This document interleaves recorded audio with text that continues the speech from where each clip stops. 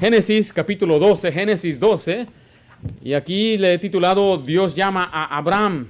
Génesis 12 es un capítulo que empieza a dar el relato de cómo Abraham anduvo por fe. Ahora mira, tengo una definición ahí, lo que es la fe.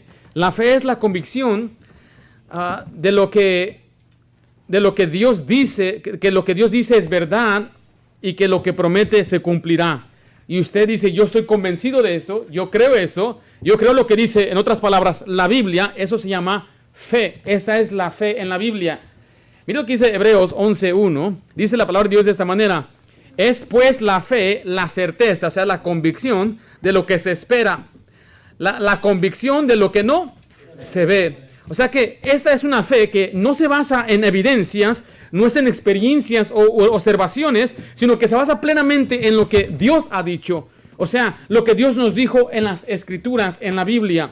Y esto es lo que vamos a aprender hoy, cómo Dios llamó a Abraham y cómo él empezó a tomar una jornada de fe. El diluvio había destruido una civilización corrupta y vamos a ver que ahora una sociedad pecaminosa ya ocupó su lugar. Dios llama a un hombre para empezar el cumplimiento de su promesa de Génesis 3:15. ¿Alguien se acuerda cuál es la promesa de Génesis 3:15?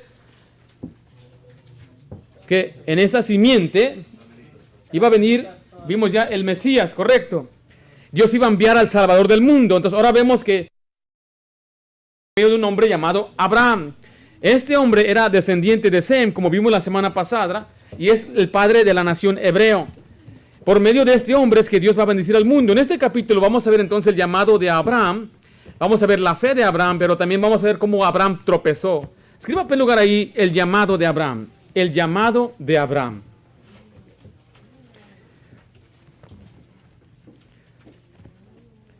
Aquí vemos que Dios está escogiendo a un hombre. Le llama a salir de su tierra y de su familia a una tierra prometida. Dice Génesis 12, versículo 1 al 3. Estamos ahí. Pero Jehová había dicho a Abraham: vete de tu tierra y de tu parentela y de la casa de tu padre a la tierra que te mostraré. Y haré de ti haré de ti una nación grande y te bendeciré y engrandeceré tu nombre y serás bendición. Bendeciré a los que te bendijeren y a los que te maldijeren maldiciré. Serán benditas en ti todas las naciones de la tierra. Dios llama a Abraham, en este caso se llama Abraham. Si uso a Abraham o Abraham es el mismo, porque estoy pensando en Abraham, ya el hombre que conocemos como el padre de nosotros. Pero aquí se llama Abraham. Entonces, si me refiero a Abraham, aquí me refiero al mismo. Dice Hebreos 11:8, estamos ahí. ¿Qué dice?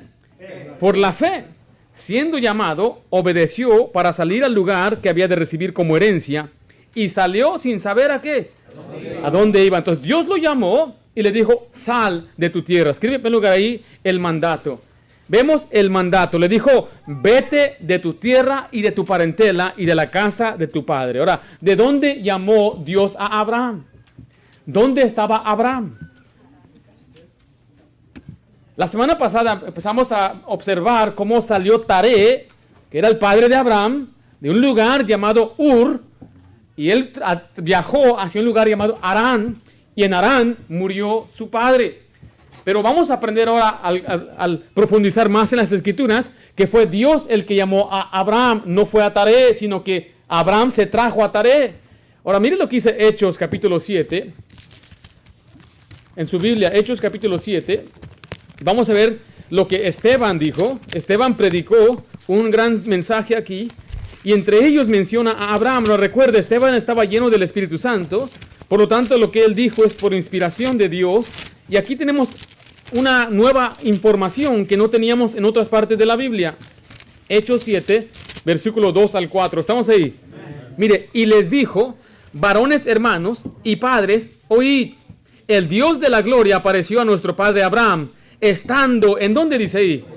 En Mesopotamia, mira, antes que morase en Harán. Entonces Dios se le apareció antes que él llegara a Harán, en otras palabras, en Ur. Mira el versículo 3. Y le dijo: sal de tu tierra y de tu parentela y ven a la tierra que yo te mostraré. Entonces salió de la tierra de los caldeos y habitó en Harán. Y de ahí, mire, muerto su padre, Dios le trasladó a esta tierra que es Canaán, o la tierra prometida, o Israel, en la cual vosotros habitáis ahora. Entonces estamos observando que Abraham vivía en un lugar llamado Mesopotamia. Ahora le voy a mostrar en el mapa para que usted pueda observar dónde es ese lugar. Ahora mire, aquí está Mesopotamia. Lo que es, usted puede ver ahí el continente de África, puede ver lo que es Europa. Entonces, para que se dé la idea de dónde es que salió este hombre llamado Abraham. Ahora tengo un segundo mapa ahí para que pueda observar dónde está Ur y a dónde lo mandó Dios. Pero vimos la semana pasada que ellos fueron de Ur hacia un lugar llamado Harán. ¿Y qué pasó en Harán? ¿Qué pasó? ¿No se acuerdan? Se murió el papá de Abraham. Ahora, en Hechos 7 estamos mirando que Dios llamó ¿a quién? ¿A Taré o a Abraham? A Abraham. Pero Abraham, ¿a quién se llevó? A su padre. Tenía que dejar a su padre, pero no se lo llevó. Perdón, no lo dejó, sino que se lo llevó. Ahora, la meta de Dios es que él llegara a un lugar llamado Canaán. Entonces, mire, vemos ahí en el mapa, puede ver, él fue de Ur a Harán a Canaán. La meta de Dios es que él fuera directamente hacia Canaán y no quedarse en otro lado. Ahora, él vivía en un lugar que se llamaba, como vimos ahí, Mesopotamia. Ahora, mire, regresa a Génesis, capítulo 11 en su Biblia. Esto fue lo que estudiamos la semana pasada. Estamos ahí. Dice ahí, y tomó Taré a Abraham su hijo, y a Lot, hijo de Harán, hijo de su hijo, a Sarai su nuera, mujer de Abraham su hijo, y salió con ellos, mire, de Ur de los Caldeos, para ir a la tierra de Canaán, y vinieron hasta Harán. ¿Y qué hicieron ahí? Y se quedaron ahí. El versículo 32 dice, y fueron los días de Taré 205 años. ¿Y qué pasó con Taré? Murió Taré en Harán. Pero recuerde, en Hechos 7 nos dice la Biblia que él salió de Harán cuando su padre murió. Y de esta manera podemos calcular cuántos años tenía Abraham cuando salió. En Génesis 12:4, mire lo que dice la Biblia. Génesis 12:4, donde dice, estamos ahí. Y se fue Abraham como Jehová le dijo, y Lot fue con él. Y era Abraham, ¿de cuántos años? De 75 años cuando salió a Harán. Entonces vamos a calcular la edad de su padre, regresando a Génesis 11:26. Estamos ahí. Taré vivió 70 años y engendró, mire, a Abraham, a Nacor y a Harán. Ahora, según esta lista, ¿quién nació primero? Abraham, pero no es posible que Abraham haya nacido primero. ¿Por qué? Porque él murió cuando su padre tenía 205 años. Entonces reste usted 205, quítele 75 años. ¿Cuánto queda? Y ahí dice la matemática para usted. Son 130 años. Significa que Taré tenía 130 años cuando nació su hijo Abraham. Entonces, ¿quién es el que nació aquí? Taré tenía 70 años cuando nació Harán. Ahora, aquí el orden no va en orden en el sentido de la cronología, sino que en la Biblia usted va a ver siempre la persona más significativa primero. Por ejemplo, usted sabía que José tuvo dos hijos, a Manasés y a Efraín, pero ¿quién fue el primogénito? Fue Efraín. Entonces siempre usted va a ver a Efraín primero antes de Manasés. En este caso, Harán no era el más significante en este relato, ni tampoco era su hermano Nacor, Nacor, sino que era Abraham mismo. Entonces podemos ver que cuando murió Taré tenía 205 años. Quiere decir que había una diferencia entre los hermanos de 60 años. Cuando nació Abraham ya tenía un hermano de 60 años. ¿Se puede usted imaginar eso? Yo cuando nací mi hermano tenía 2 años mayor que yo. Y el más chico tenía 13. Pero imagínense cuando usted nazca ya es abuelo, y usted ya es tío, ya es primo. Y eso fue el caso de Abraham. Cuando Abraham nació, su hermano ya tenía 60 años. Y vemos después que Nacor, su hermano, entonces se casa con las hijas de su tío. Ahora, todo eso lo estoy diciendo porque hay una gran crítica de cuántos años tenía Abraham cuando salió y que la Biblia no cuadra, pero sí cuadra. Ya vieron que sí cuadra, ¿verdad? ¿Cuándo salió Abraham de Harán? ¿Cuántos años tenía? 75. ¿Y salió exactamente cuándo? Cuando su padre había muerto. Ahora, ¿por qué se llevó a su padre? Bueno, por desobediente. Vamos a ver un momentito eso. Mire Génesis 12:1. Regresa a Génesis 12, versículo 1. Estamos ahí. Pero Jehová había dicho a Abraham, vete de tu tierra y de tu parentela y de la casa de ¿quién? De tu padre. Mire, es un llamado en medio de la idolatría. ¿Por qué tenía que dejar a su familia? Porque eran idólatras. Y se lo voy a comprobar en Josué 24:2. Estamos ahí. Y dijo Josué a todo el pueblo, así dice Jehová, Dios de Israel, vuestros padres habitaron antiguamente al otro lado del río. Esto es, Taré, padre de Abraham y de Nacor, y servían, ¿a qué dice ahí? a dioses extraños. Entonces él tenía que dejar a su padre y a su hermano y a su parentela porque ellos servían a dioses ajenos. Lo que vamos a ver un momentito es un principio que aplica mucho a nosotros como creyentes, lo cual muchos no quieren hacer, y eso es dejar la familia atrás. No es porque Dios no quiera a su familia, sino porque Dios sabe qué tan débil es el ser humano, las influencias que vamos a recibir de no apartarnos de la gente que son nuestros parientes. Ahora mire, vino de la ignorancia y la idolatría, y ahí fue donde Dios lo salvó. O sea, recuerde, Abraham era también un idólatra. Él seguía las mismas corrientes, pero de ahí es donde Dios lo salvó. Y le dice, vete de tu tierra. Solo dice, ahora sepárate de tu ambiente. Sepárate de la ciudad donde vives. Mire, 2 Corintios en su Biblia, capítulo 6. 2 Corintios 6, por favor.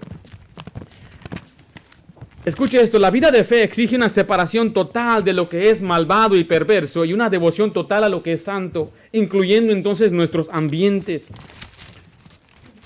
Y antes de que usted salte a una conclusión, no estoy diciendo que deje de hablar a sus parientes, no estoy diciendo que deje de orar por ellos. Estamos diciendo que usted debe preocuparse más por agradar a Dios que a sus parientes.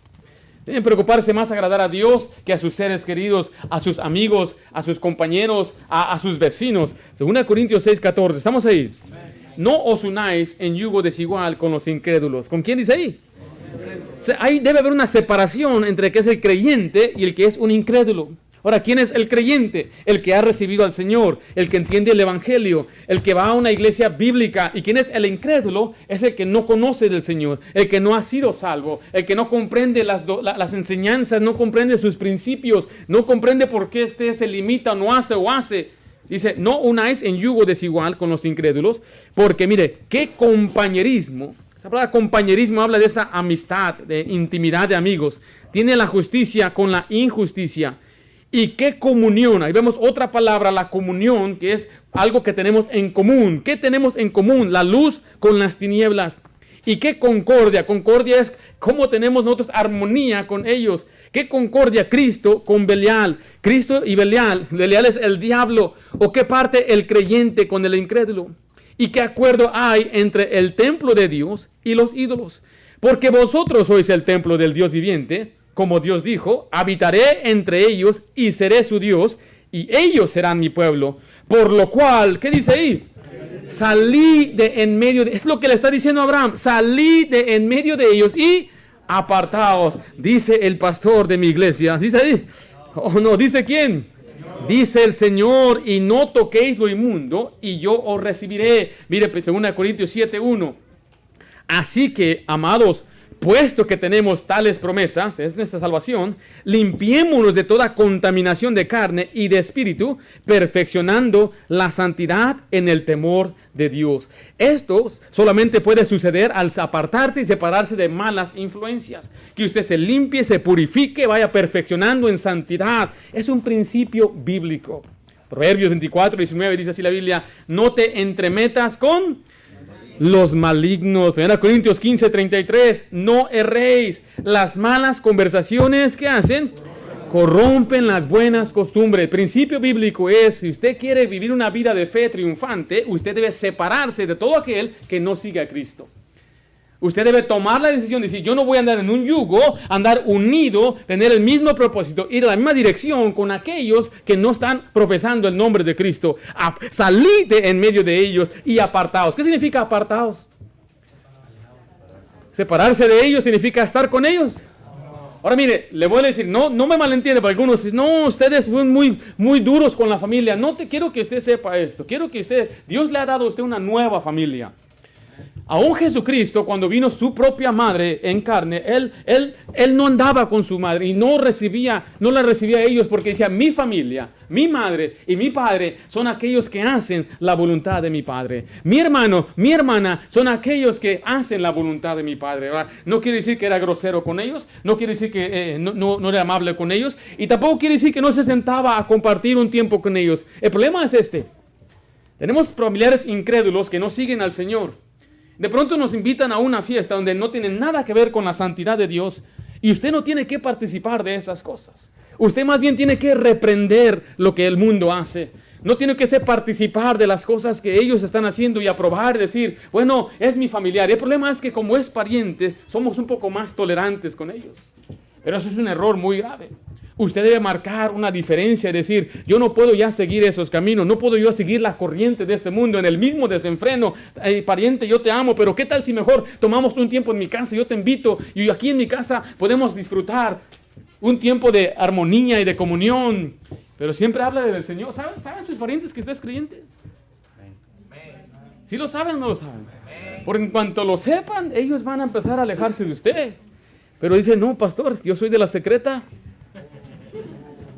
No. Y no estoy diciendo que sea grosero, le vuelvo a decir, es que a veces no han entendido. Ay. ¿Alguna vez yo he sido grosero con usted? Esa vez la gente no sabe tratar. No, cállese aquí, primo marvao. No, nunca hay que tratar a nadie así. Ni mucho menos a un hermano que está resbalado. No estamos diciendo de maltratar ni de degradar a nadie. Recuerde, si le invitan a algo, usted diga, Dios, gracias por la invitación, y usted mande un regalo si usted gusta. Pero yo no puedo andar en ese ambiente, porque ese ambiente va a corromper mis buenas costumbres. Ahora, yo quizás podrá ser fuerte, y yo puedo ir y estar ahí, y ahí hasta pasan el licor y todo, pero ahí están mis hijos. Yo tengo memorias vívidas cuando mi padre nos llevaba a las fiestas. Me acuerdo ver cómo bailaban y todo, y cómo alzaban los pies, y ahí estaba también mi mamá. Dije, ay. Yo veía cómo se peleaban los borrachos ahí. Y ahí me acuerdo estar ahí en el lugar donde ahí salen desgreñándose dos mujeres ahí. Ese no es un ambiente para un cristiano. Y ahí están todas las mesas de todas las cervezas ahí. Yo una vez estaba corriendo, tenía una sed, y el primer bote que agarré me lo tomé y no sabía que era vino. Salió por la nariz. Me acuerdo bien de esos ambientes. Ese no es un ambiente para un cristiano. Nosotros sí creemos en celebrar y tener reuniones y tener fiestas, pero no es para un pretexto siempre para borrar. ¿Por qué es el pretexto siempre para? Es que bautizamos al niño y tun. Es que la confirmación y tun. O sea, no es ni siquiera algo espiritual ni nada, no, es puro pretexto para hacer cosas que no deben hacer, ¿o no es así? Bueno, Deuteronomio capítulo 13, y algunos les digo esto porque son arrastrados por el error, y dice, mire, le digo esto, mi querido hermano, si usted quiere que su familia llegue a Cristo, debe haber un puente entre usted y Cristo, debe haber una persona que está intercediendo entre usted y Cristo, entre ellos y Cristo, perdón, y esa persona debe ser usted, pero usted debe mantenerse en la firmeza. Deuteronomio 13, 6, estamos ahí. Si te incitare, ¿quién dice ahí?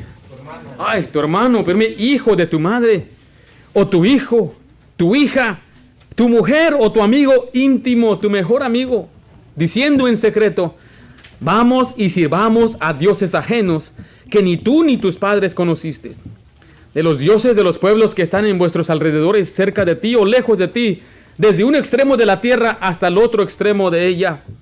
No consentirás con él, ni le prestarás oído, ni tu ojo le compadecerá. Significa que no vas a derramar lágrimas por él. ¿Pero por qué? Ni tendrás misericordia, ni lo encubrirás. Mira el 9, sino que lo matarás. ¿Lo qué? Matarás. Lo matarás. Tu mano se alzará primero sobre él. ¿Para qué? Para matarle, y después la mano de todo el pueblo. Si tu hermano viene y te dice, allá están los dioses de Baal, acompáñame. O si dice ahí, tu hijo, papá, fíjate que aquí están unos tremendos dioses que jamás habíamos escuchado, tienen poder. O dice ahí, tu esposa, tu amigo íntimo, tu mejor amigo, con el que creciste, con el que te peleabas ahí, con el que jugabas en el parque, te columpiabas de Tarzán, con ese, él viene y te dice, vamos a adorar a otros dioses. Dios dice, no lo vas a encubrir. Dice, ni tu ojo le va a compadecer. No debes ni llorar por él, sino que tienes que. Ahora, no se preocupe. Quiero mostrarle el celo de Dios. Cómo él quería mantener un pueblo limpio y santo. Jesucristo nos dio a nosotros un reto diferente. En Lucas 14, 26, mire lo que dice la Biblia. Estamos ahí. Si alguno viene a mí y no aborrece a quién, a su padre y a madre mujer, e hijos, y hermanos, y hermanas, aún también su propia vida, no puede ser mi discípulo. Sí aprendemos un principio que Dios le da a sus discípulos.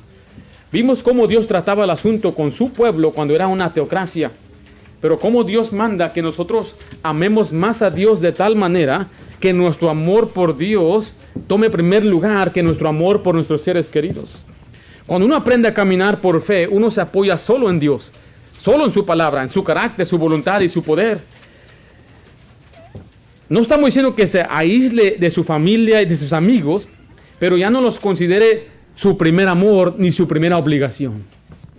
Su primer amor debe ser Jesús. Su primera obligación debe ser Jesús, Dios, agradar a Dios. No estamos diciendo, ya no le hables. ¿Okay? ¿Lo dije eso? No. ¿Pero quién debe ser su primer amor? Dios. ¿Debe agradar primeramente? A Dios. Su amor por Dios es tan fuerte que en comparación hace que el amor de la familia parezca odio. Mire Mateo 8:21 al 22. Mateo 8:21, estamos ahí. Otro de sus discípulos le dijo, Señor, permíteme que vaya primero y entierre a mi padre. Jesús le dijo, sígueme, deja que los muertos entierren. Esos muertos, eso es duro. Jesús dijo eso. Jesús dijo eso. Aquí le estaba predicando a Abraham. Porque Dios le dijo, deja a tu padre. Y Abraham dijo, ¿se esperó hasta cuándo? ¿Hasta cuándo se esperó? Hasta que se murió su padre. Él hubiera dejado a su padre inmediatamente. Si usted ve en la vida de Abraham, Abraham no tuvo a su hijo Isaac hasta que tuvo 100 años. ¿Sabe cuándo fue? Cuando finalmente obedeció a Dios. Cuando dejó su tierra, dejó a sus parientes y dejó al sobrino que se trajo. No debería traerse a su sobrino. Y después fue cuando Dios le dio un hijo. Si él hubiera obedecido, quizás Dios lo llamó cuando tenía 30 años. Quizás tenía 40 años. Dios le hubiera dado a su hijo en ese tiempo, pero como él no obedeció, él se retardó en obediencia de separarse de su familia, la promesa se retarda. Y aquí va un discípulo y Señor, yo te sigo, pero es que a mi papá le quedan unos 15 años todavía. Y Jesús le dije, deja que los muertos entierren los muertos. Está duro eso. Es algo difícil, yo sé. Yo he visto cristianos fallar una y otra vez en esta área.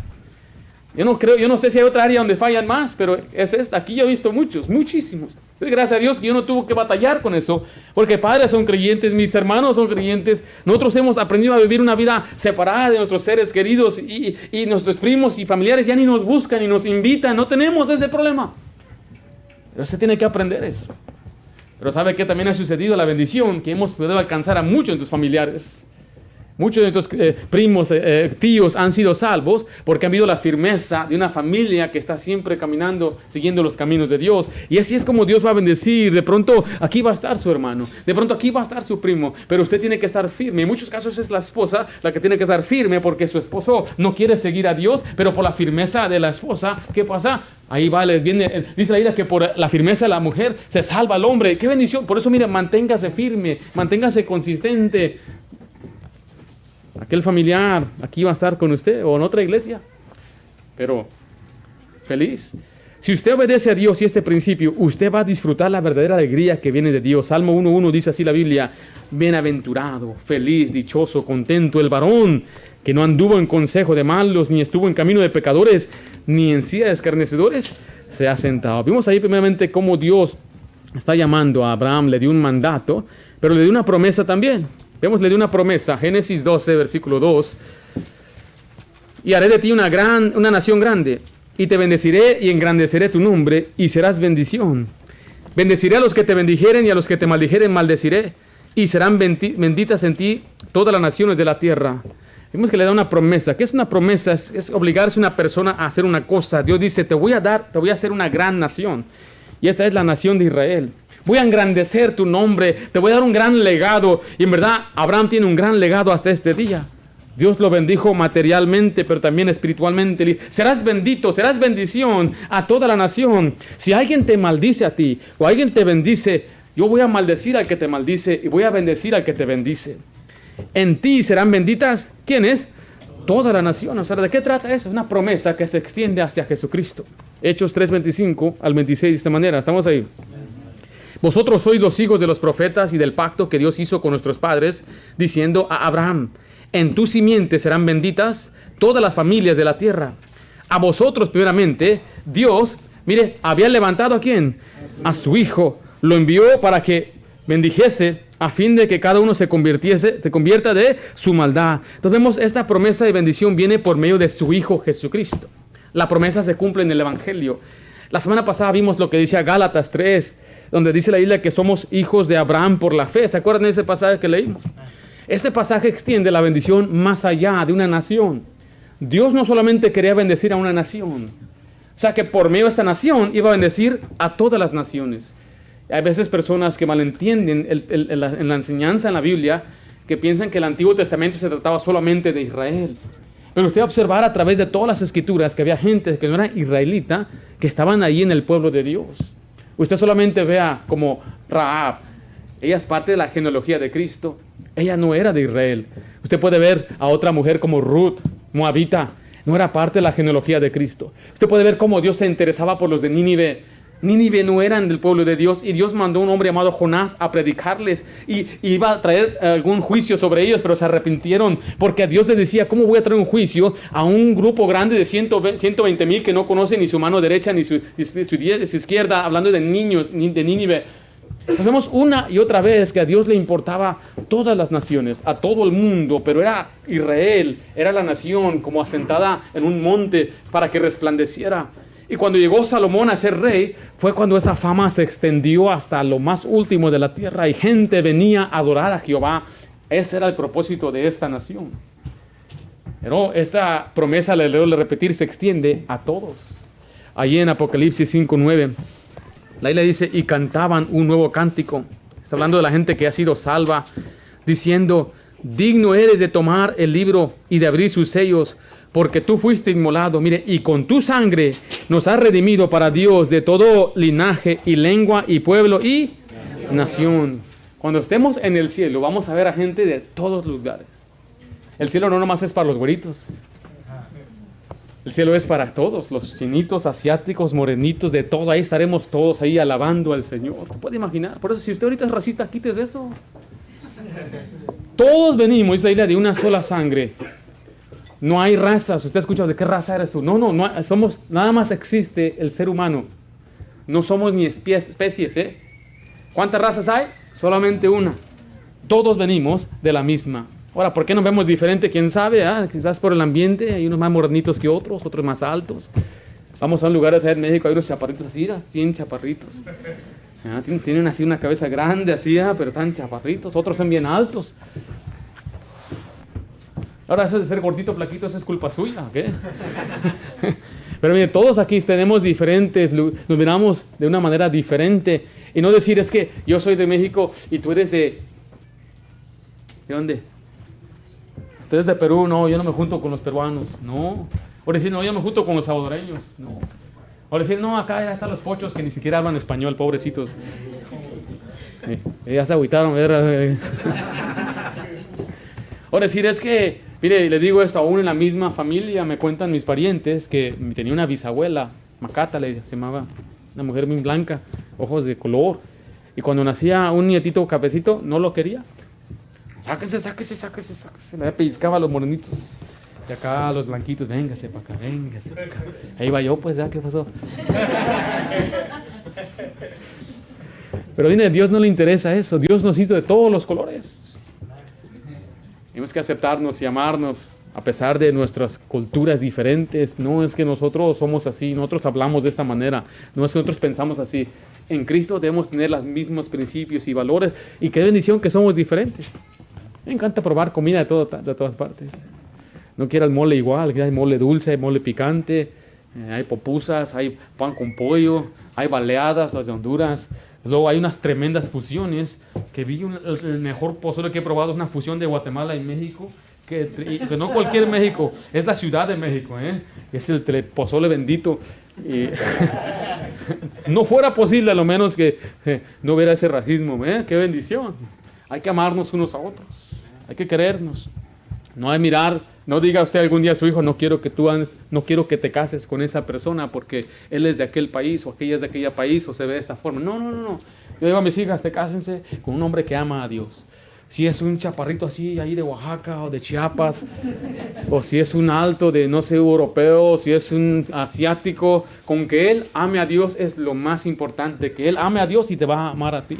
Algún día voy a tener aquí a unos japonesitos. ¿Qué pasó, Chan? ¿Sí o no? ¿Quién ustedes? Hey, come on. Es la promesa que Dios dio a Abraham. Te voy a bendecir, en ti van a ser benditas todas las naciones. A ver, ¿dónde estoy? ¿Qué estamos mirando, hermanos? Vamos a ver entonces en segundo lugar. En primer lugar, el llamado de Abraham.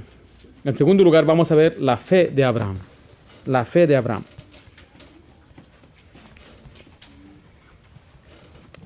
Recuerde que la fe es la convicción de lo que Dios dice, que lo que Dios dice es verdad y que la promesa, que lo que Él promete se cumplirá. Vamos a ver la obediencia entonces de Abraham. Génesis 12:4, y se fue Abraham. ¿Qué dice la siguiente frase? Génesis 12:4, dije, y se fue Abraham como Jehová le dijo. ¿Obedeció? Parece que sí, ¿verdad? Obedecer es hacer una persona lo que se le manda a otra. Y se fue Abraham como Jehová le dijo, dice la Biblia. Ahora recuerde, Abraham está actuando en fe. Esta obediencia no es una salvación que Dios le da a él por simplemente hacer algo, sino dice la Biblia en Hebreos 11:8 de esta manera. Hebreos 11:8, estamos ahí. Por la fe, Abraham, siendo llamado, ¿qué hizo? Obedeció para salir al lugar que había de recibir como herencia, y salió sin saber a dónde iba. ¿Qué le impulsó a obedecer? La fe, lo que él estaba creyendo, tenía la certeza, la seguridad que Dios le iba a dar lo que le prometió. Y dice el versículo 5, Génesis 12:5, tomó pues Abraham a Sarai su mujer y a Lot, hijo de su hermano, y todos sus bienes que habían ganado y las personas que habían adquirido de Harán, y salieron para ir a tierra de Canaán, y a tierra de Canaán llegaron. Letra B, vemos el compromiso. Cuando hablamos de compromiso, estamos hablando de comprometer, es debilitar el principio. En otras palabras, no obedeció completamente. Salió de la tierra, dejó su parentela. ¿Dejó su parentela? Dejó la casa de su padre, sí, pero no dejó su parentela. ¿Se llevó a quién? Se llevó a Lot. Dios le dijo, apártate de todos. ¿Pero a quién se trajo? No solamente eso, note que se trajo sus bienes y a todas las personas que había adquirido en Harán. ¿Era la voluntad de Dios que llegara a Harán? No.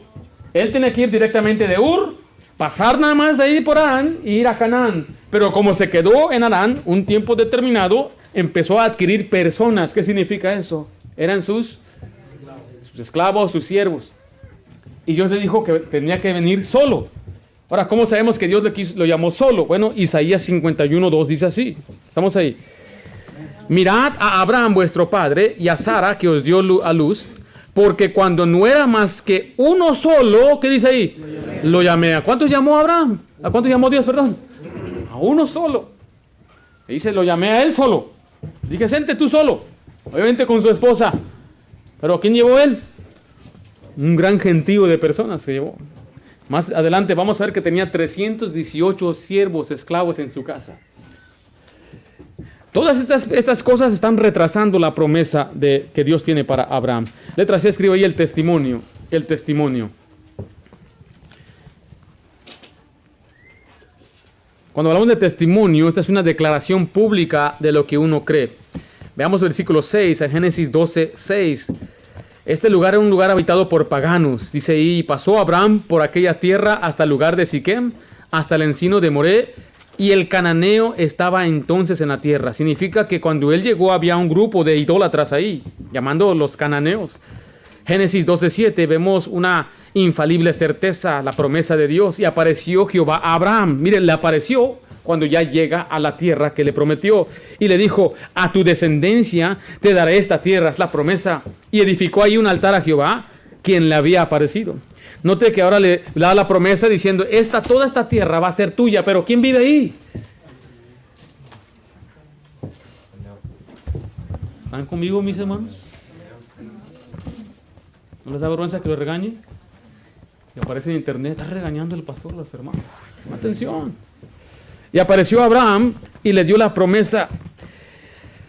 La aseguradora promesa fue dada a Abraham Cuando había entrado entonces al centro de la tierra. Mira, desde el versículo 7 al 8 vemos un poderoso testimonio. Abraham edifica un altar y apareció Jehová a Abraham y le dijo: a tu descendencia daré esta tierra. Y edificó ahí un altar a Jehová, quien le había aparecido. Luego se pasó ahí a un monte del oriente de Betel y plantó su tienda, teniendo a Betel al occidente y Ai al oriente, y edificó ahí altar a Jehová e invocó el nombre de Jehová. Ahora le voy a mostrar ahí un mapa para que vea por dónde llegó. Si usted ve acá, esta es la área de Canaán. Usted reconoce el lugar, allí es Israel el día de hoy. Ese es el mar Mediterráneo. ¿Sí se dice así? Ok, ahí está. Y mire, entonces vemos que él plantó su, ahí donde está esa X, es Betel. A ver, me quitaron el mapa. Ahí está. Entonces Betel y es ahí, ahí. ¿Sí vieron ahí?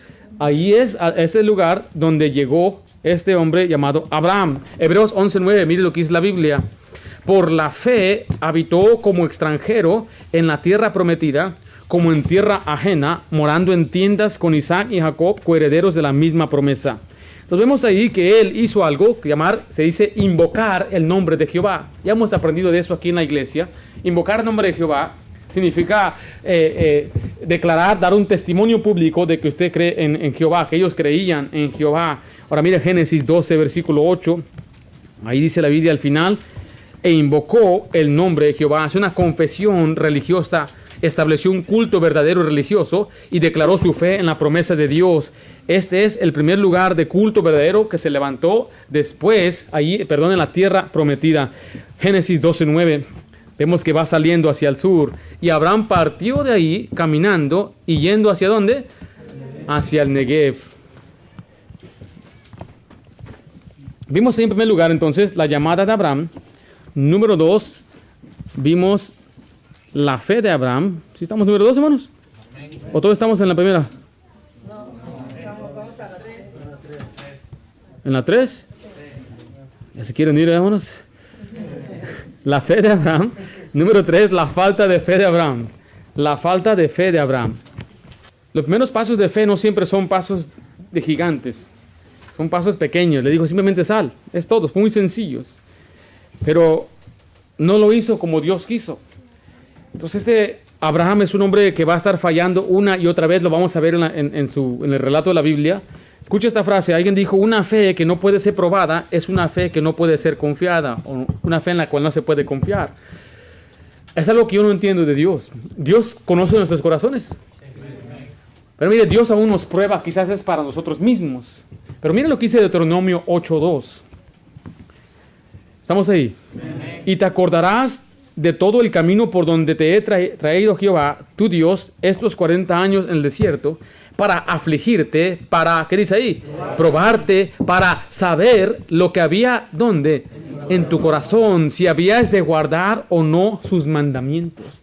Note que las pruebas vienen para que le demos a Dios un testimonio de que creemos, de que obedecemos sus mandamientos. Ahora, le vuelvo a decir, este aspecto en la Biblia yo quizás no lo puedo completamente entender, se lo voy a admitir, siempre que creemos que Dios todo lo sabe. Dios es omnisciente, no hay nada que Él no sepa, no hay nada que Él no sabe en todo el sentido de la palabra. Por otro lado, quizás ese propósito es para que nosotros podamos entender que Dios nos está purificando y está eliminando las impurezas. Dice Job 23, versículo 10, de esta manera. ¿Estamos ahí? Mas Él conoce mi camino, ¿qué dice ahí? Probará y saldré como oro. O sea que Dios sabe cuánta fe tenemos, pero nosotros no lo sabemos. Y la única manera de avanzar en lo que es la escuela de la fe es por medio de las pruebas. Y la fe de Abraham está por ser probada. Escriba ahí primero, escriba la siguiente: la duda.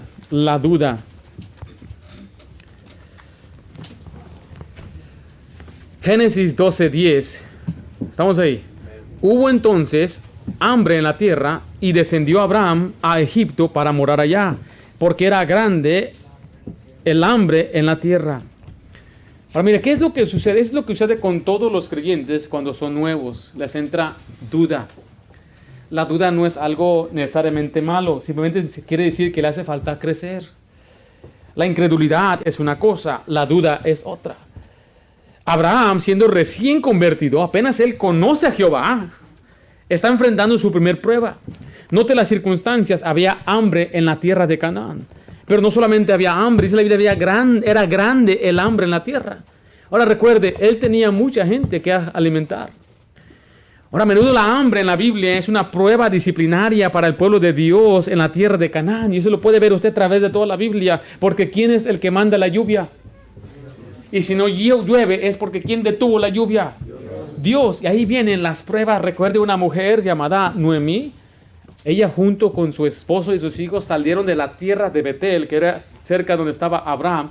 Dejaron la tierra, la casa de Dios, para ir a buscar el pan en Moab.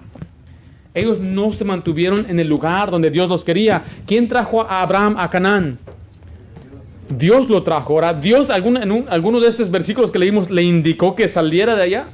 Usted va a ver que no, Dios nunca le indicó que saliera. Pero la decisión que él tomó, en el versículo 10, dice ahí a la mitad del pasaje, y descendió Abraham, ¿a dónde? A Egipto. Había un problema del hecho de que Abraham descendió a Egipto.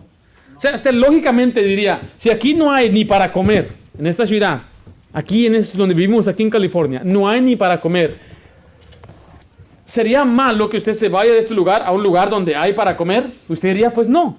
Lo lógico es que comamos. Pero en el caso de Abraham, él debería tomar la decisión a base de lo que Dios le había dicho. Dios le acaba de decir, ve a esa tierra, y ahí llega, y de pronto no llueve, viene una gran hambre, y Abraham toma una decisión sin consultar a Dios. En otras palabras, está tomando una decisión en su vista, en su observación, en su experiencia. Eso es contrario a lo que Dios le está mandando. Había una hambruna en la tierra que Dios le había prometido. Y él va a un lugar llamado Egipto.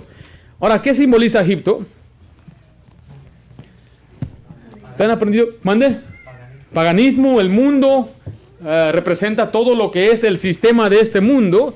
Entonces es un lugar donde no debe ir un creyente. Mire Deuteronomio 11, 10 al 12. La diferencia es que este era un lugar donde no necesitaban la lluvia. ¿Estamos ahí? Deuteronomio 11, 10 dice así: la tierra a la cual entras para tomarla no es como la tierra de Egipto, de donde habéis salido, donde sembrabas tu semilla, mire, y regabas con tu pie como huerto de hortaliza. La tierra a la cual pasáis para tomarla es tierra de montes y de vegas, que bebe las aguas ¿de dónde? De la lluvia del cielo. Tierra de la cual Jehová tu Dios cuida. Siempre están sobre ella los ojos de Jehová tu Dios, desde el principio del año hasta el fin. Dice, allá en Egipto no tenías que preocuparte porque allí había mucha agua que corría del mismo río, que corría del río, y ahí se regaban, hasta tus pies pisaban siempre el agua, siempre estaba mojado el agua, dice. Pero acá yo cuido esta tierra. En otras palabras, si no llueve, ¿quién detuvo la lluvia? Dios. Entonces Abraham abandonó su tienda y su altar para ir a un lugar donde Dios no quería que vaya. Note la advertencia en Isaías 31:1. Es una advertencia que Dios le dio al pueblo de Dios. ¿Estamos ahí? Hay de los que descienden, ¿a dónde? A Egipto por ayuda, y confían en caballos, y su esperanza ponen en carros porque son muchos, y en jinetes porque son valientes, y no miran a quién, al Santo de Israel. Note la última frase, ni buscan a Jehová. Entonces, ¿es la voluntad de Dios que abandonemos sus caminos por nuestras necesidades físicas? Usted debe confiar que Dios va a mitigar y suplir esas cosas. Y aquí es donde le enseñan un principio a aquellos que en vez de buscar a Dios y ser fiel al servicio de la iglesia, a evangelizar a las cosas de Dios, y empiecen ellos a buscar su manera de ganar. Dicen, ¿qué no estás buscando a tu Dios santo? Que Dios puede proveerte mucho mejor que eso. Tenemos que poner nuestra confianza en Dios y no en las cosas materiales. Nuestra confianza en Dios y no en nuestras propias fuerzas. Nunca debemos tomar decisiones en contra de la voluntad de Dios. Debemos aprender a andar por fe. Mire Proverbios 3:5. Eso está confiando en Dios y no en su propia prudencia. Estamos ahí. Fíate de Jehová de todo tu corazón y no te apoyes en ¿qué? En tu propia prudencia, su propia inteligencia. Dices que no, yo sé lo que estoy haciendo. Yo sé que es solamente temporal. Y Abraham dijo, es solamente temporal. Solamente va a ser en cuanto se vaya el hambre. Pero vamos a ver que él fracasó. 2 Corintios 5:7 dice, porque por fe andamos y no por vista. Yo no me guío, mi querido hermano, por lo que veo. No me guío por la cuenta de banco. Veo, mira, falta el dinero, entonces voy a tener que dejar los caminos de Dios por ganar más dinero. No, yo tengo que buscar primeramente el reino de Dios y su justicia, y Dios me da una promesa que Él va a darme todo lo que yo necesite, no todo lo que yo quiero. Esa es la diferencia. Dios prometió darme lo que necesito. ¿Y qué necesitamos? Teniendo sustento y abrigo, estemos contentos con él. ¿Qué es sustento?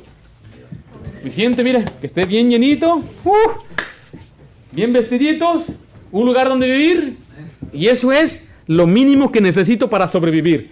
¿Y Dios me puede dar más allá? Sí, pero si no me lo da, tengo que estar contento con lo que tengo. ¿Cómo con qué? Bueno, con un par de zapatos. Algunos no, es que yo ocupo uno para cada día de la semana. Ahí está el problema. Es que yo tengo un auto, pero necesito, o no necesitas, yo quiero un auto más nuevecito. Y no hay nada mal que usted tenga un auto nuevecito. ¿Sí ves? Los inmaduros no me entienden. Los inmaduros piensan que queremos andar en carcachas. No.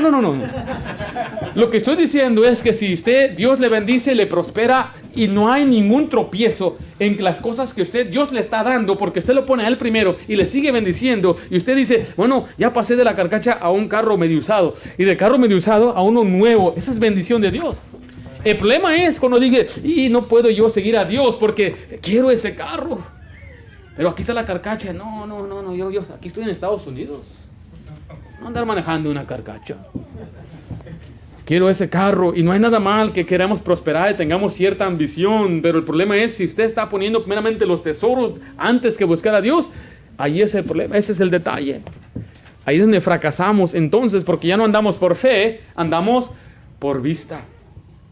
Ahí es donde empezamos letra C, letra B, dice escriba ahí el fracaso. Entonces fracasó. O sea que usted va a ver, el fracaso significa no producir el resultado esperado. Lo que él esperaba no resultó como él lo quería. Génesis 12:11, estamos ahí. Y aconteció que cuando estaban para entrar en Egipto, ¿a dónde los mandó Dios? A Canaán, pero ya están a la entradita ahí de Egipto. Mira, ahí está, mira. ¿Qué pasó? Mire, dijo a Sarai su mujer. Ahorita leemos esa parte. Abraham llegó a Egipto. Y vamos a ver su fracaso por la falta de confiar en Dios. ¿Por qué? ¿Había Dios fallado? ¿Podría Dios sustentar a Abraham en esa tierra? ¿Cómo? ¿Quién sabe? Pero Dios lo pudo haber hecho. Pero al parecer, Abraham frecuentemente resulta en confiar en sus experiencias. Había estado confiado más estaba confiando en la tierra de Egipto más que en la tierra que Dios lo puso. ¿Qué sucedió? Cuando usted no confía en Dios, le va a conducir al temor. ¿Dónde voy a hacer? ¿Dónde voy a sacar? ¿Y qué vamos a hacer? ¿Tenéis miedo? Génesis 12:11 al 12. Y aconteció que cuando estaban por entrar en Egipto, dijo a Sarai su mujer: he aquí ahora conozco que eres mujer de hermoso aspecto. Y cuando te vean los egipcios dirán: su mujer es, y me matarán a mí, y a ti te reservarán la vida. ¿Dice la Biblia que la esposa de Abraham era de hermoso? ¿Qué significa eso? Está guapa, ¿eh? Yo, mi esposa es una mujer de hermoso aspecto. Qué tremenda bendición. Ahora, Sarai tenía 65 años. Usted diría, 65 años, ya es una señora mayor. Pero ella vivió a tener 127 años. O sea que la longevidad de ellos era mucha. Entonces quizás ella, si lo comparamos de ese aspecto, que llegó a 125, quizás era casi la mitad. Parecía de 35 o 40 años.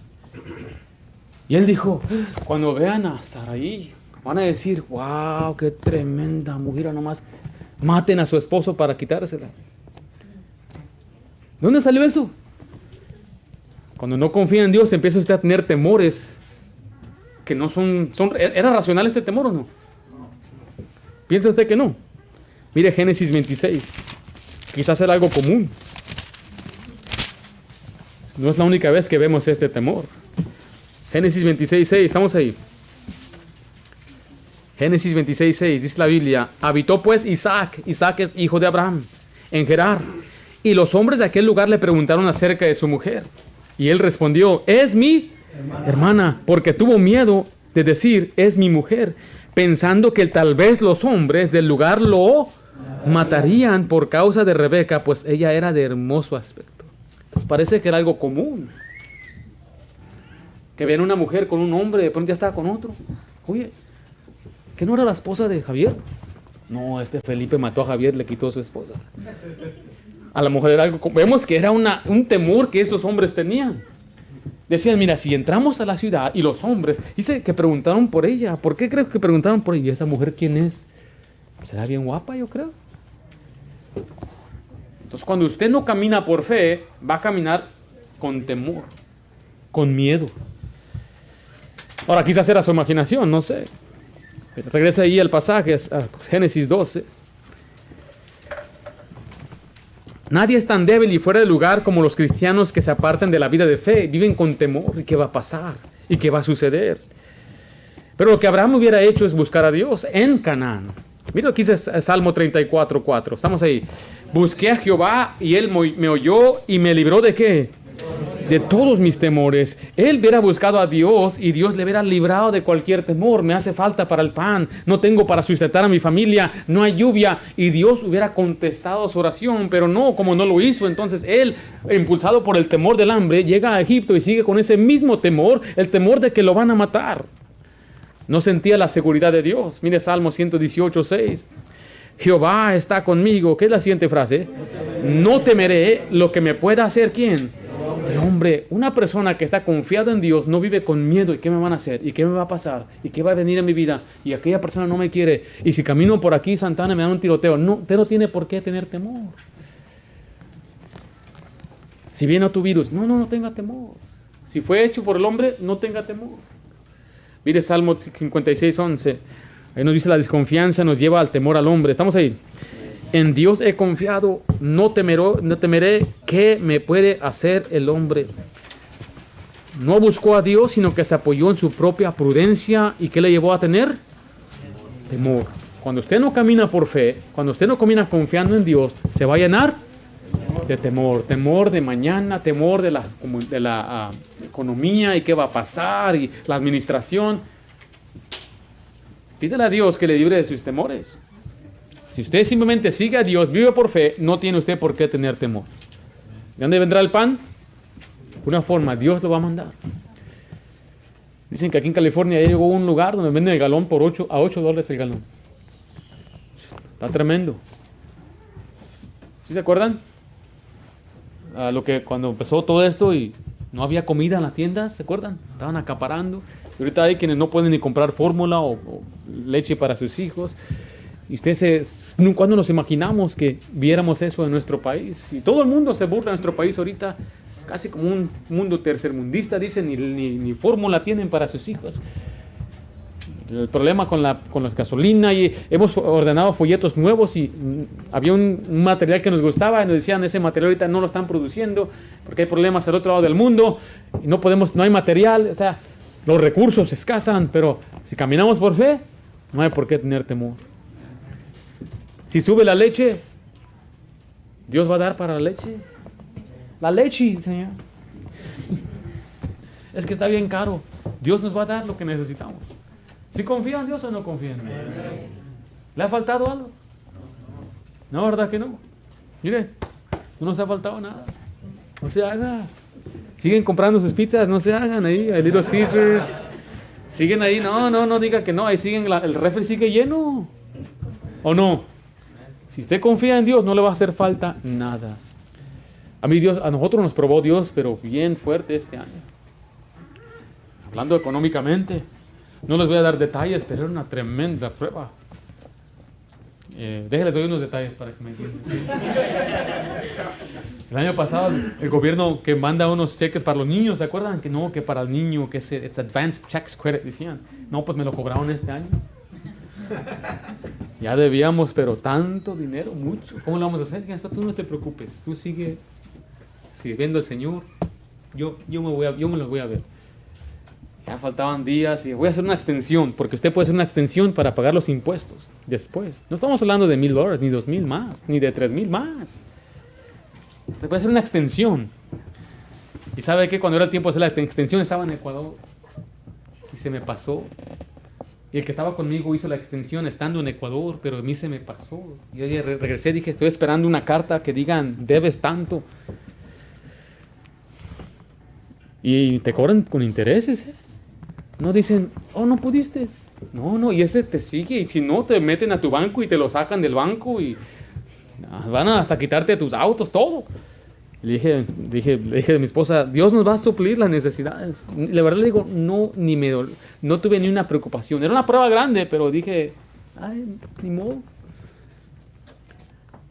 Y cuando veo ahí en el estado de cuenta, en mi teléfono, miré una cantidad que no era, dije, ese no está bien. Y cuando veo, miré allí que decía IRS y me depositaron algo.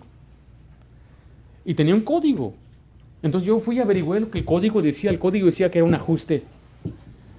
O sea que lo que sucedió fue que el que me hizo los impuestos a mí me dijo, debes tanto, miles y miles de dólares. Y cuando yo lo mandé, el obrero, el que trabaja en el IRS, él tomó mis documentos y miró, esto no está bien, y él me lo ajustó. Y ahora me dio a mí una ayudita. Ahora, escucha esto, eso nunca pasa. El IRS nunca te quiere ayudar. ¿Verdad? No, el IRS siempre, vente para acá y vente para acá, y si cometiste un error, yo jamás, ya sea alguien aquí, yo hasta no lo puedo creer. Que este empleado ahí, no sé si miró mi apellido, mira cuántos hijos tiene este pobre. Y me ajustó, me hizo un ajuste. Pero mire, le digo una cosa, no vivimos con temor, ni con miedo, ni preocupación. Dios se encarga. De una forma u otra, Dios va a suplir sus necesidades. Lo triste de todo esto es que usted confía más en mi anécdota que en la promesa de Dios. Usted se anima más por esta historia que le conté que por lo que usted ve en la Biblia. Anímese aquí, mire. La Biblia le va a dar a usted la fe. La fe viene por el oír. El que no camina con Dios vive con temor, pero también el que no camina con Dios es uno egoísta. Mire ahí Génesis 12:12. Y cuando te vean los egipcios, dirán, su mujer es, y me matarán. ¿A quién dice ahí? A mí. Él está preocupado por él. Y a mí me van a matar. Y van a reservar a ti la vida. Ahora pues, di que eres mi hermana. ¿Para qué? Me vaya bien. Él está mirando a él. Para que me vaya bien por causa tuya. Y viva mi alma. Oh, le está más preocupado por la seguridad de él. No, me van a matar para que me vaya bien. Le importaba más su seguridad que el honor y la castidad de su esposa. Note que en un momento vamos a ver que sí le fue bien a Abraham, pero le fue mal a su esposa. Cuando el hombre se aleja de Dios, es seguro que sus intereses se van a centrar en sí mismo. No le importa después el bienestar de los demás y le importa poco lo que otros sientan. Eso es lo que pasa cuando una persona se aleja de Dios, no camina por fe. Mire lo que dice el versículo 13, lo condujo a la hipocresía. Ahora pues, di que eres mi hermana. Le está diciendo a Sarai que mienta. Di que eres mi hermana. Fingió ser lo que no era, solo hermano de Sarai. Ahora, ¿era su hermana? Sí, la semana pasada vimos que era su hermana. En Génesis 20:12 le leo, dice, y a la verdad también es mi hermana, hija de mi padre, mas no hija de mi madre, y la tomé por mujer. Era su hermana. Entonces, en un sentido, ¿mintió o no mintió? Una mentirita blanca. El problema fue que dijo que era solo su hermana. Era una falsedad deliberada. Ese es el próximo paso del que cae de su fe, simulando ser lo que realmente es. Hermanita, ¿usted debe obedecer a su esposo si le pide que peque? No. Véalo de esta forma. Los hermanos que están en el ejército, tienes un sargento y arriba de él, coronel. Si viene el sargento y te dice una cosa y después viene el coronel y te dice otra cosa, ¿a quién le haces caso? Coronel, ¿sí? Porque tiene más autoridad. Entonces, si usted tiene que obedecer, sí, no, las mujeres bajo la autoridad de Dios tienen que seguir al esposo, pero si Dios dice una cosa, ¿a quién van a obedecer? Al coronel. ¿Y me estoy explicando? Entonces, un esposo debe guiar a su familia en el temor del Dios con la palabra de Dios. Pero si un día su esposo le dice, miente por mí y escribe esto, y usted dice, no, yo no puedo hacer eso, mi querido esposo. Dios no quiere que yo mienta. Qué bueno eso, ¿verdad? Quedaron callados los casados. Usted debe obedecer a Dios antes que a los hombres. Nunca usted debe seguir el camino de su esposo si le está guiando a hacer algo pecaminoso, algo malo, algo que es contrario a la Biblia. Usted debe obedecer a Dios antes que a su esposo. Ahora, si su esposo sigue a Dios, ama al Señor y le está pidiendo algo dentro del límite o dentro de la protección de su matrimonio, usted debe sujetarse a su esposo. Pero aquí vemos a Sarai, que ella tomó una mala decisión, siendo conducida, Abraham conducido por la hipocresía, arrastró a su esposa. Pero vemos letra C, la reprensión. La reprensión. Lo que él hizo era malo y él va a estar disciplinado.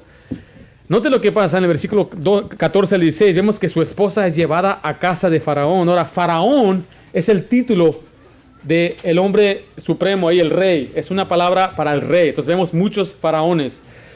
14, estamos ahí. Y aconteció que cuando entró Abraham en Egipto, los egipcios vieron que la mujer era hermosa en gran manera, 65 años.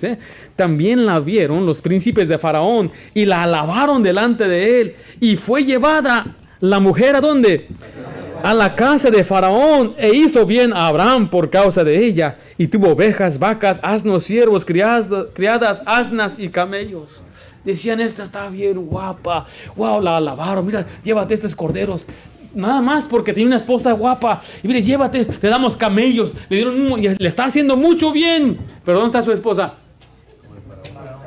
¿Por qué se la llevó? Dice, esta va a ser otra de mis mujeres. Esos hombres tenían unas habitaciones de concubinas, de mujeres que las usaban nada más por el placer. Y ahí estaba Sarai. Imagínate, él creía que él iba a hacer algo bueno, algo bien, pero aquí está recibiendo un tremendo castigo. Las cosas no salieron como él planeaba. Él pensaba que iba a andar con ella. Aquí está mi hermana, ya era todo. No, se la llevaron. Y si fuera poco, vinieron males sobre otras personas. Mira el versículo 17. Mas Jehová hirió a Faraón y a su casa con grandes plagas. Pero mire, por causa de Abraham, dice ahí. No, por causa de Sarai, mujer de Abraham. La casa de Faraón sufrió muchas plagas, no sabemos qué tipo de plagas, pero esa fue la intervención personal de Dios a favor de Sarai, porque la culpa no la tenía Sarai. O sea, ella estaba por ser amancillada, estaba a punto de ser, quién sabe qué le iban a hacer ahí, pero Dios la protegió. Y mandó unas tremendas plagas. Yo no sé cómo es que Faraón supo, quizás sintió que era una casualidad muy fuerte, diciendo, en cuanto traje a esta mujer, empezaron a enfermarse mis familiares, y él se dio cuenta que esta mujer era casada. Entonces vemos cómo Faraón humilla y reprende a Abraham. Génesis 18, estamos ahí. Entonces Faraón llamó a Abraham y le dijo, ¿qué es esto que has hecho conmigo? ¿Por qué no me declaraste que era tu mujer? ¿Por qué dijiste, es mi hermana, poniéndome en ocasión de tomarla para mí por mujer? Ahora pues, he aquí tu mujer, tómala y vete. Entonces Faraón dio orden a su gente acerca de Abraham y la acompañaron y a su mujer con todo lo que tenía. Le vuelvo a decir, por alguna razón no explicada, las plagas revelaron el engaño de Abraham a Faraón. El rey ahora lo humilla con preguntas. Mentiroso, le dice. ¿Qué es lo peor que nos digan eso? Es un mentiroso.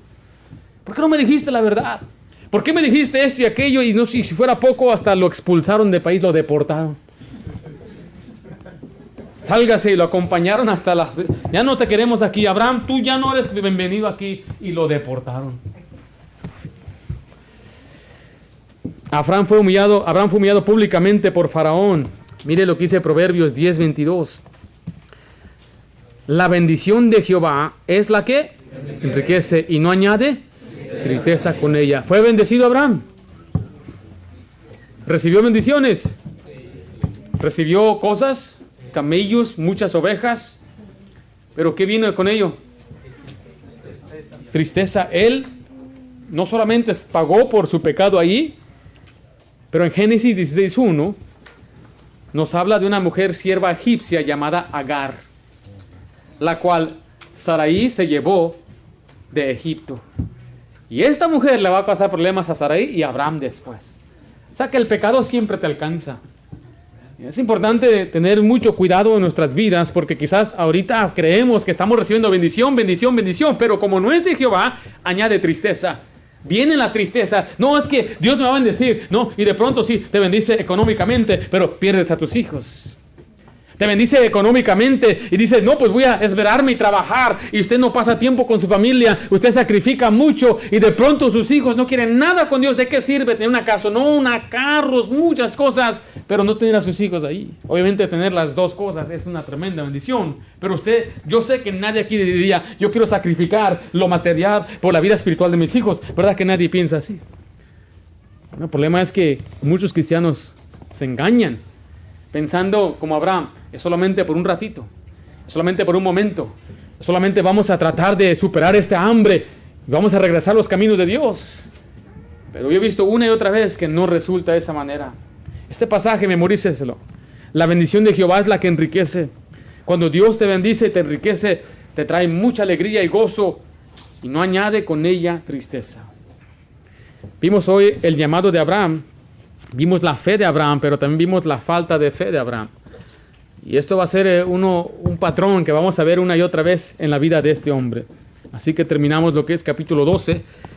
Vamos a orar. Padre Santo, damos gracias por la bendición que nos has dado de reunirnos para aprender, Señor, estos principios de andar caminando por fe y no por vista, de confiar en ti, Señor.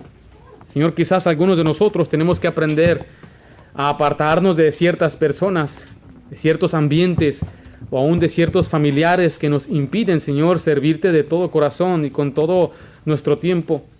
Señor Padre, queremos que entendamos que tú no nos mandas a aislarnos de nuestra familia ni de nuestros seres queridos, sino que tengamos a ti como primer lugar y que te amemos a ti, que sentamos una obligación hacia ti primero antes que a otras personas.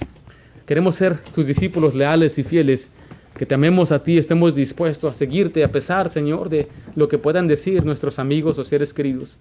Padre Santo, ayúdanos a caminar por fe, a confiar en ti, para no caer en temor, para, Señor, no ser egoístas, para no ser hipócritas, Señor, y arrastrar de pronto a nuestros familiares también, a nuestros hijos y nuestras esposas, por no confiar en ti.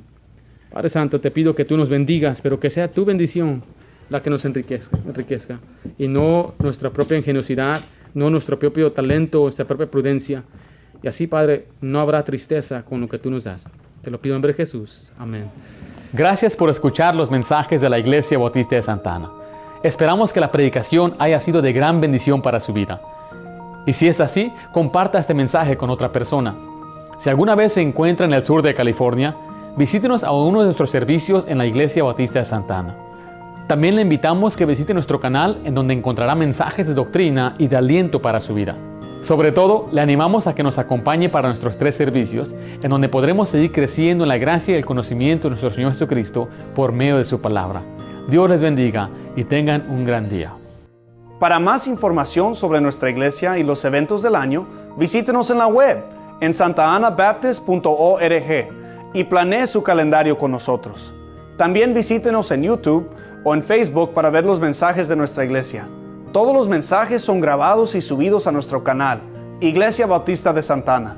Si se perdió un servicio, no se pierda el mensaje.